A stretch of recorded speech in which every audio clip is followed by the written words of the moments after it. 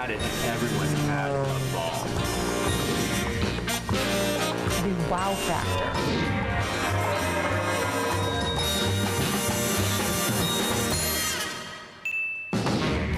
Hi, I'm Louise Brady and welcome to $1 Million Weddings. Coming up on today's show, we have some of the most exciting wedding planners and some of the most exotic locations. Like here, the beautiful botanical gardens at Huntington. But first, let's take a look at what else is coming up in today's show.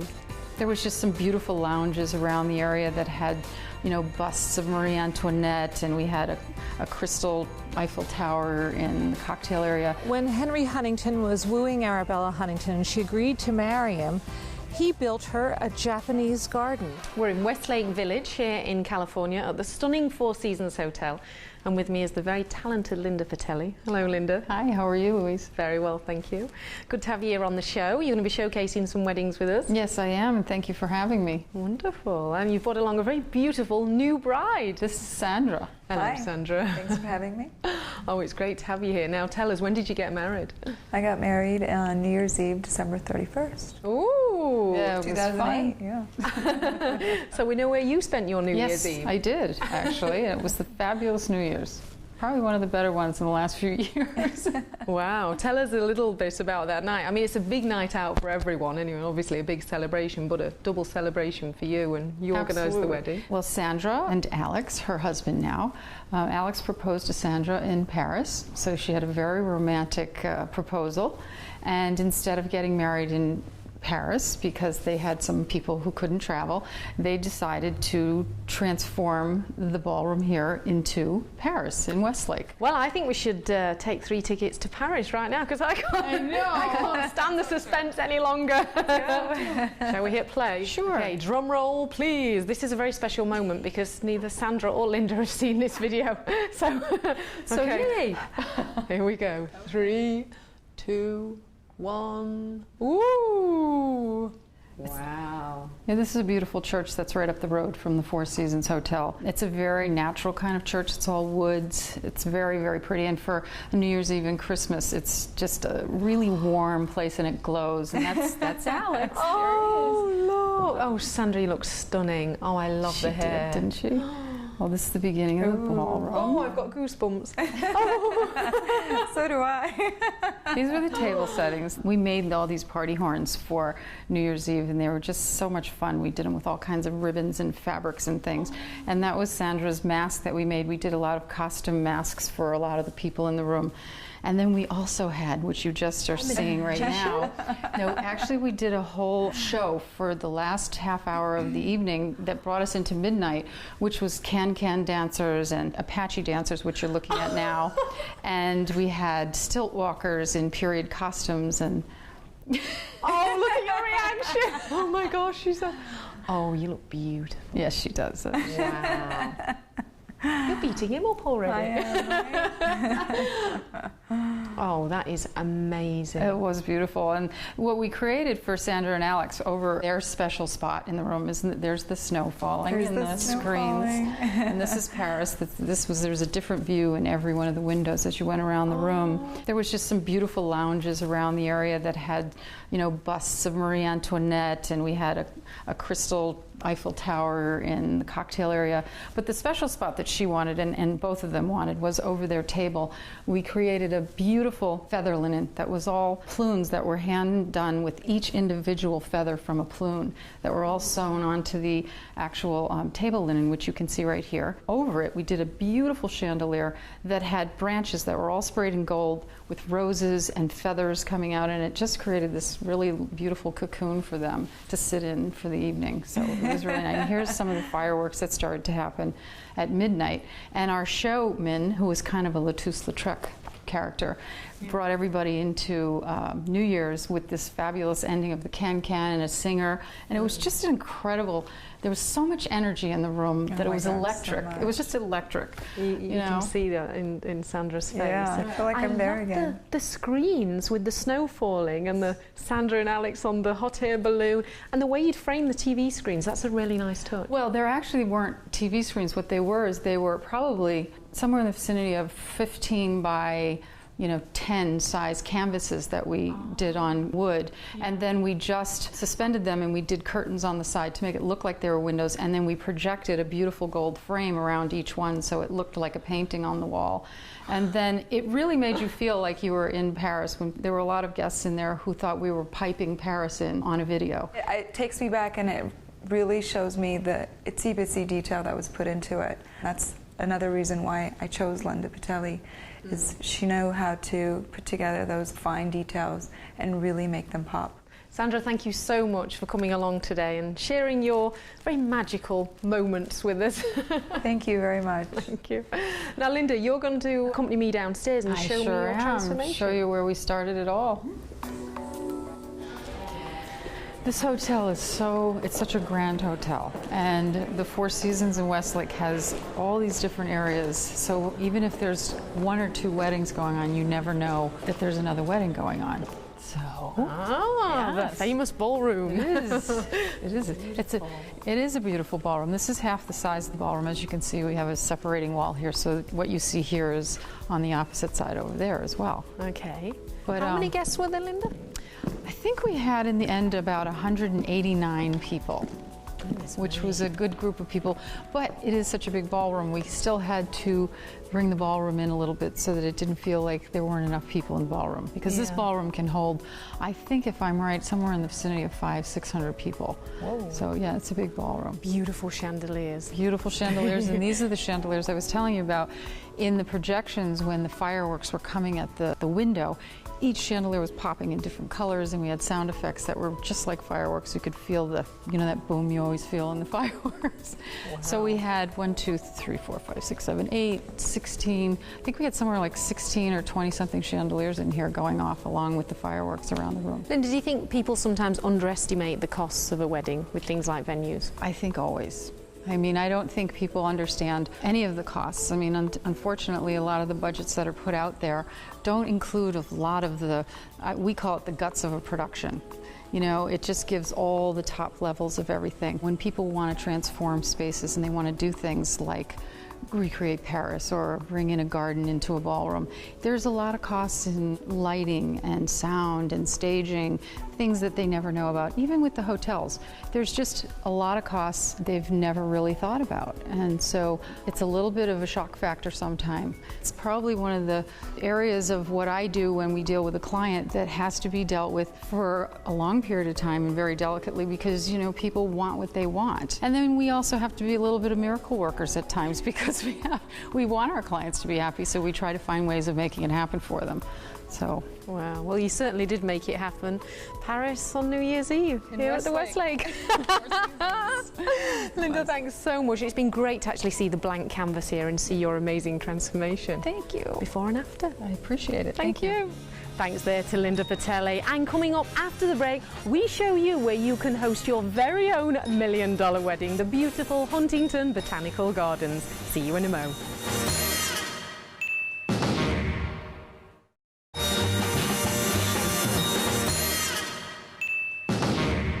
With me now is Eric Weiss of Honey Sweet Productions. Hello there, Eric. Good morning. Good morning. Thank you for joining us on the show. Thank you for having me. Great. Pleasure to be here. It's beautiful, isn't it? It's a gorgeous place.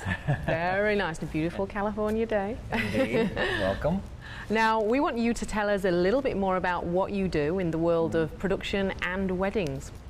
I guess I have a somewhat different background than a lot of wedding planners might, in that I come from a production background. My initial background was theater and acting and directing and all that kind of thing as I came out of college, and I kind of fell into the special event industry. And I had about 17 years of experience producing really the biggest events you can imagine, including parties for 6,000 people, and I think the biggest things I worked on were the Universal Studio holiday parties, and that we did those for 5 years running, and they had as many as 20,000 people the biggest year. And this is what I've noticed about California weddings in particular. This is more of a show. It's more, there's a lot more razzmatazz and more of an actual show, almost like a TV production. So I can see this crossover here between, you as a production person and the weddings. You've got a wedding here we're going to talk about, which was in a very unusual location, let's say. It was that. indeed. Yeah. Tell us about it, Eric. The couple had the opportunity to get married at the Kodak Theater. And the Kodak Theater is the home of the Oscars and many, many other shows. And they're about to launch a 10-year run of Cirque du Soleil with a Hollywood theme in the Kodak. And so what we did was we really tried to take advantage of the Kodak Theater and all of its majesty and all of the capabilities that it has with all its fly rails and all its curtains and all its lights and all that kind of stuff. What we did was we had the curtain closed and all the audience came in through the backstage. So they came in through the dressing rooms. They had no idea what was going on. And they went onto the stage, which we had set up with whitewood folding chairs, and we brought in all these pinlit trees, and we did all the breakup patterns, and we brought in just gorgeous varied flowers, from hydrangeas to peonies to white roses, and created these flower boxes and these trellises that created the backdrop for our wedding. And then in front of the curtain, which is now behind the audience, so the wedding's happening there, and the audience is facing this way, and the curtain's here. This curtain, we hung this huge, beautiful backdrop that could be somewhere here at the Huntington. I mean, it's just gorgeous garden backdrop with a fountain on it. Yeah. So you really had no idea where you were. And at the end of the wedding, a single voice started singing "Oh Happy Day," and then as the curtain went up, a 20-piece gospel choir was behind them, and they all started singing. We can see that. And everybody just gasped because they turned around, they saw the curtain going up, and then decked out over all the orchestra seating were 3 tiers of table seating. So, and we had all the waiters standing at the tables, and there was actually another band on another stage that we put behind them that was a jazz band that then played for cocktails. And the audience was all sitting at their tables, and we had a few toasts, your typical nice toasts, and it was time to do the first dance. Gary and Suzanne, they didn't really want to do a whole dance thing. They were very nervous about it. And Gary said, well, we're in a theater, can't we use body doubles?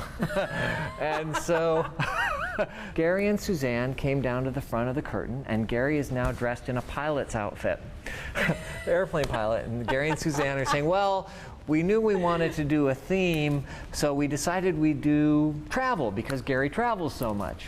And so they made a couple jokes about that. And then Gary said, so hit it, maestro. And you heard the Frank Sinatra song, Come Fly With Me. In the meantime, the curtain flies up. And what the audience then sees is Gary and Suzanne do a little turn in front of the curtain. And then what you see is the scrim, and they split. Gary goes left, Suzanne goes right. Then you see them come on, now fully in silhouette, behind this huge thing. So that's not really all them. Silhouette. Well, everybody, it looks like it's them initially, and then they start to dance, and they're doing these beautiful moves, and then the male dancer rips the skirt off of the female dancer, and now they're lifting them high, and the audience was on its feet. People were just cheering. And the funny thing was, most people got that it wasn't them, but most of the people who got that it wasn't them still thought it was Suzanne with a double for Gary. But in the end, it was a double for both of them. So then when the scrim finally flew out, Gary and Suzanne were discovered panting in the middle, and then, of course, they brought on the actual dancers. Oh, that's hilarious. Took a bow. That's very funny. This sounds more like a TV show than a wedding. It was pretty crazy. And then the LA All-Stars hit it with a really great R&B set, and the whole audience just ran onto the dance floor and started dancing. Wow. All right. This is a really memorable day for you to remember as well, I guess. It was so much fun because it was so magical, and we used so many different things.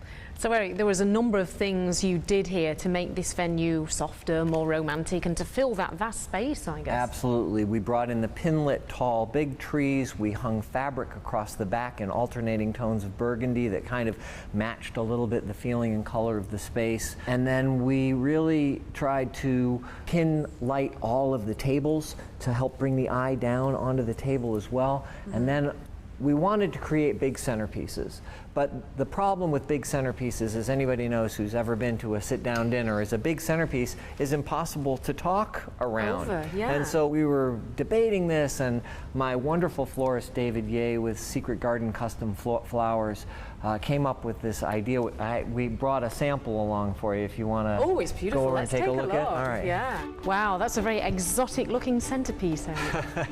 It was fun. The idea was to create this height. We used the curly willow to create the height here, but as you can see, you can still see through it. The florists today used the hydrangeas and the polar star roses and the orchids, obviously. There was a little bit more color at the Kodak, but as you can see, it really worked. It created this drama, a little height in the room. The pin spots just were so elegant falling through the branches. You brought the outdoors indoors. I brought the outdoors indoors, and here we are outdoors. Isn't it at stunning? A spectacular location that is one that I'm hoping I can do weddings in soon. I'm sure you will. Yeah, it is a very beautiful place, Huntington Botanical Gardens. Yeah. So this could be next on your list. I'd love to see around a little bit here, Eric. We'll go take a look. Yeah. All right. Let's go.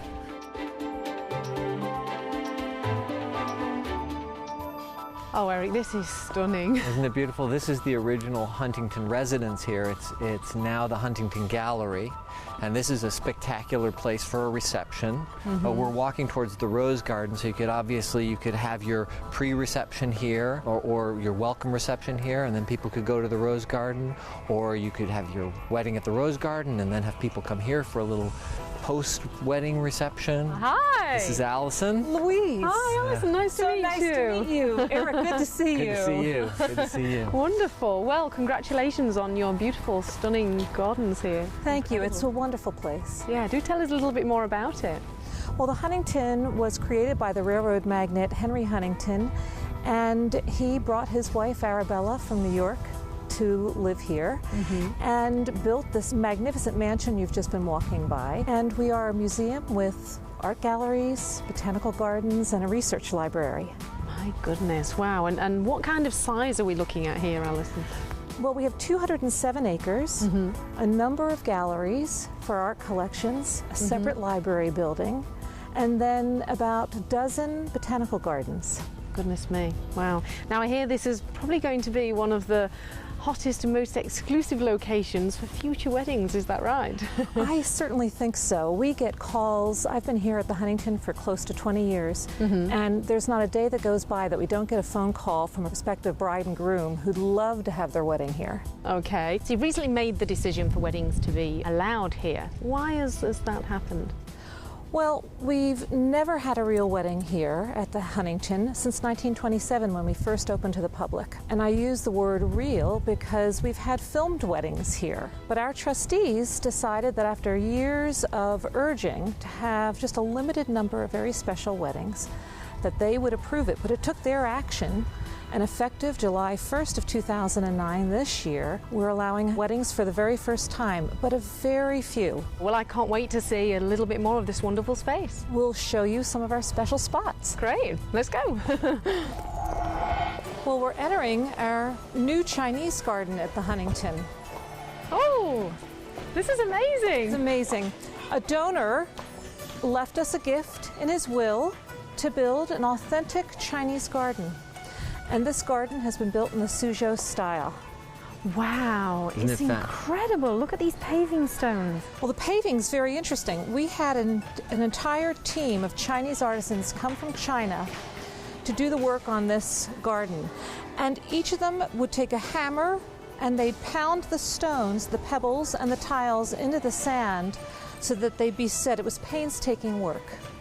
Isn't it amazing? goodness. It's beautiful. I just think that this would be such a great space for an intimate, small, kind of romantic wedding. Out to our right over here is this beautiful lake that they've also developed, and there are paths all around it, so one could really do something very dramatic out on the lake. Platforms floating in, or the father bringing the bride on a boat, or something. I mean, really, you could really let your imagination Someone go singing wild is there. definitely in order. Someone singing on the water, exactly. Eric's having a vision, getting all Yeah. romantic. Now you're making me want to get married here. I can see he's got the stage set. I think so. Manifestation and visualization going on here. And if Chinese isn't your thing, you can go on to the Japanese garden and try that one. Wow, let's take a look at that too. All right, Yeah. deal. Wow, this is beautiful. A taste of the Orient. My, it's stunning, isn't it? I love the little bridge over there, Alison. Tell us a little bit about this Japanese garden. Well, this has to be the world's best wedding present. When Henry Huntington was wooing Arabella Huntington and she agreed to marry him, he built her a Japanese garden. And he even transported the tea house entirely, the building entirely behind us, here to set up the Japanese garden. Oh my goodness, I've just got goosebumps hearing that. That's beautiful. It's a great story. Eric, it's a great set, isn't it? I mean, how do you view this as a wedding set? Well, it's a beautiful, beautiful romantic place. I think, again, this is one of those places that would have to be more intimate. You can't get too big here because people would be too far away, but there are so many different ways to do it. There's a beautiful river and series of ponds that goes up into the grass here you can see behind us on this side. There would be lots of ways to do that, and up in front of us here there's a Japanese bell, and the guests could process down here and enter into the area this way, which is of course very beautiful as you're coming in. So there are a lot of different ways. Yeah, and you could probably have a Japanese wedding. People could wear kimonos and then the whole get-up if you really went to town. Beautiful. Absolutely. Oh, it's stunning, absolutely stunning. Is the little bridge there, is that actually walkable? Can you actually go over that? I'm afraid it's not walkable, and it used to be painted red. People believe that Japanese gardens were authentically red, but they are not. So, much to our visitors' dismay, it is now its authentic wood color, redwood color. Oh, it's just stunning. I'm blown away. I can see the koi and then the water garden here. And the water lilies are in bloom. Oh, lovely, lovely. Alison, Eric, thank you so much for joining us today and showing us around all this beautiful landscape and gardens. It's stunningly beautiful. Thank you very much. Thanks, Eric. And thank you for joining us here on $1 Million Weddings. There'll be another episode coming your way very soon. See you then.